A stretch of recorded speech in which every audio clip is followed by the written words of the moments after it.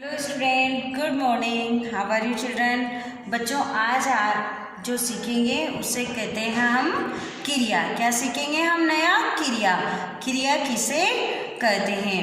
अब आप जानेंगे कि क्रिया किसे कहते हैं। जब आप छोटे थे तो क्लास फर्स्ट में आप कहते थे खाना, पीना, खेलना, हंसना, गाना, जितने भी ये शब्द होते हैं उसे हम क्या कहते हैं बच्चों?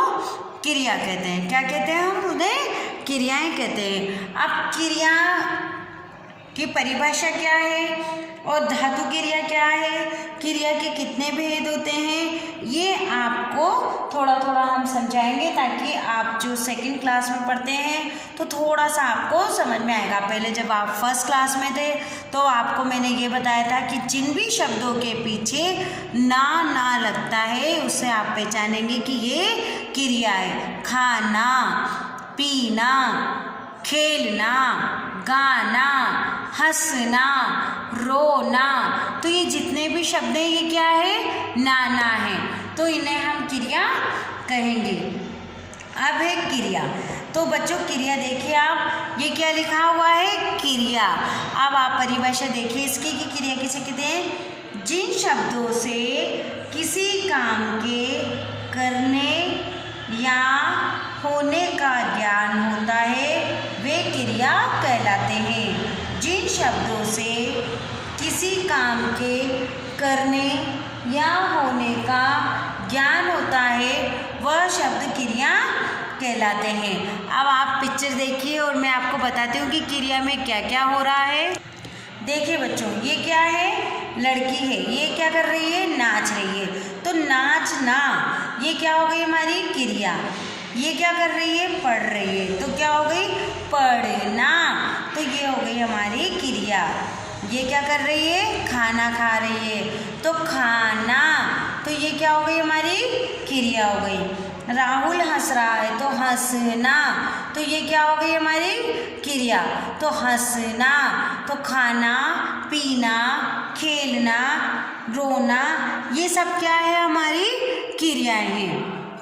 तो अगर आपको बोला जाए कि क्रिया किसे कहते हैं तो आप लिखेंगे जिन शब्दों से किसी क्रिया का या किसी काम का करने का पता चले उसे हम क्रिया कहते हैं। बच्चों, अभी तक जो आपने हमारी जो बुक थी उसके चैप्टर किए हैं, वो चैप्टर जितने भी हो गए उनके क्वेश्चन आंसर हो गए सारे। 10th तक या 11th तक जितने भी मैंने क्वेश्चन आंसर करवाए हैं आपको, शब्दार्थ, आगत शब्द और जितना भी हमारा पूरा पोर्शन उस बुक का हुआ है, उसी के आगे अगर आप ये पेज फोल्ड करके हिंदी व्याकरण लिखना चाहें तो इसकी कॉपी बना सकते हैं, या फिर आप अलग से कॉपी लिख के हिंदी ग्रामर की बना सकते हैं और उसमें जो भी अभी तक हम कर रहे हैं उन्हें करें। जैसे आपने पिछले जो सप्ताह था उसमें क्या पढ़ा, अभी हमारा क्रिया चल रहा है, तो सबसे पहले आप लिखेंगे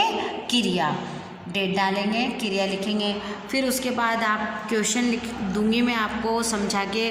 आप आज का क्वेश्चन रहेगा जैसे क्रिया किसे कहते हैं, तो आप क्या लिखेंगे उसमें? क्रिया मैंने बताया आपको कि क्रिया किसे कहते हैं, तो आप लिखेंगे जिन शब्दों से किसी काम के करने या होने का पता चले उसे हम क्या कहते हैं? क्रिया कहते हैं। अब है धातु और क्रिया। अब आपको पता है कि धातु शब्द आपने पहली बार यूज किया है या पहली बार समझेंगे, तो धातु क्या होता है ये देखिए बच्चों। धातु, अब धातु में क्या है? जैसे पढ़, ये तो हो गई क्रिया, और ना, ये क्या हो गया हमारा? क्रिया। तो पढ़ना ये हो गई हमारी सामान्य क्रिया। बैठ प्लस ना, तो बैठना ये हो गई हमारी सामान्य क्रिया।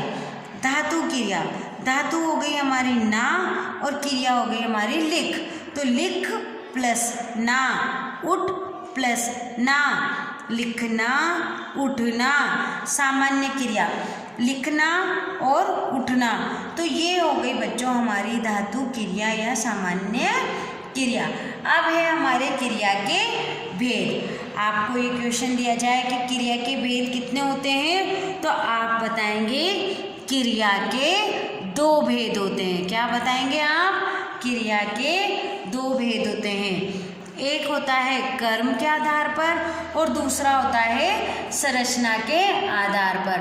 अब पहले तो आप ये समझते थे कि कर्म के आधार पर सकर्मक और अकर्मक क्रिया होती है, यही समझते थे ना? नहीं बच्चों, ये जो सकर्मक और अकर्मक क्रिया है ये कर्म के आधार पर होती है। दूसरा भेद है जो हमारा है संरचना के आधार पर, और संरचना के आधार पर भी 5 भेद होते हैं। पर अभी आप कौन सी क्लास में हैं? सेकेंड क्लास में। आपको इतना डीपली नहीं जाना है, आपको सिर्फ ये समझना है कि क्रिया के 2 भेद होते हैं, अकर्मक क्रिया और सकर्मक क्रिया।